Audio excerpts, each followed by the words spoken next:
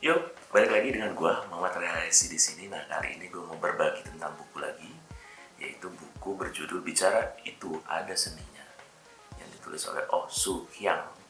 Semoga gua nggak salah ya nyebutinnya. Dan ini sebenarnya buku terjemahan.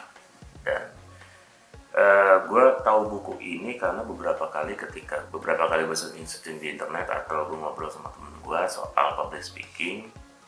Temen gue sih nyaranin buku ini gitu. Dan ternyata ketika gue baca, dan ini ternyata bini gue juga punya, isinya nggak soal public speaking doang, tapi isinya tentang branding diri lu gitu.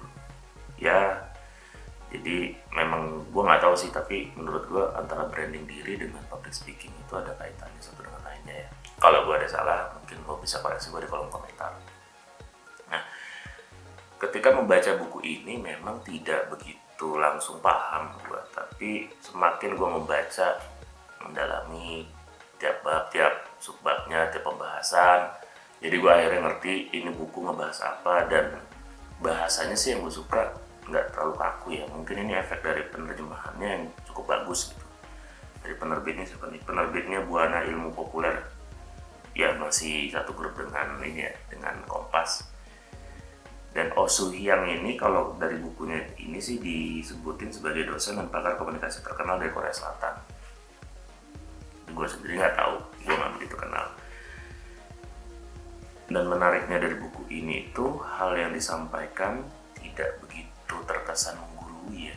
Kalau gue ya, buat gue tidak terkesan menggurui dan ya make sense untuk hal yang bisa lo terapkan sehari-hari atau bisa langsung lo terapkan dalam diri lo gitu. Meskipun demikian lo nggak bisa sekali baca langsung ngerti semua isi buku ini, enggak.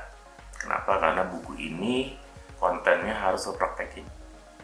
Jadi memang si Oh Soo Hyang ini dia memberikan contoh-contoh kasus gitu, tapi ilmu-ilmu yang ada di dalamnya harus lo praktekin. Kalau nggak lo praktekin, lo nggak akan bisa menguasai ilmunya.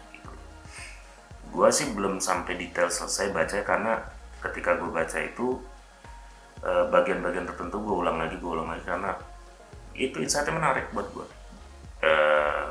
Menurut gue, karena gue juga seneng public speaking gitu ya, gue seneng dengan hal-hal belajar public speaking, jadi ya sedikit banyaknya ini nambah referensi gue dan menambah juga ilmu yang gue punya. Dan menarik sih pembahasannya, dan nggak tahu sih, gue suka di bagian bab kedua sih. Mayoritas isi bab 2 itu gue suka gitu. Gue baru baca bab 3 dan selanjutnya itu sebenarnya sekilas-sekilas aja dan skimming singkat gitu, jadi belum detail. Overall sih buku ini gue rekomendasiin sih buat lo yang memang mau belajar public speaking. Oh ya, gue lupa di awal mesti gue nunjukin bukunya. Nih bukunya.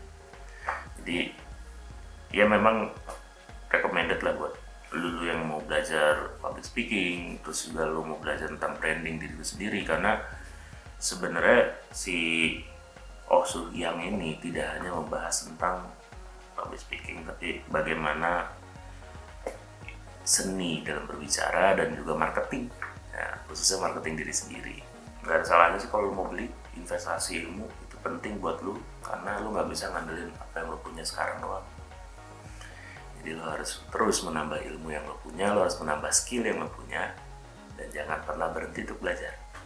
Jadi itu aja share gue kali ini. Semoga bermanfaat.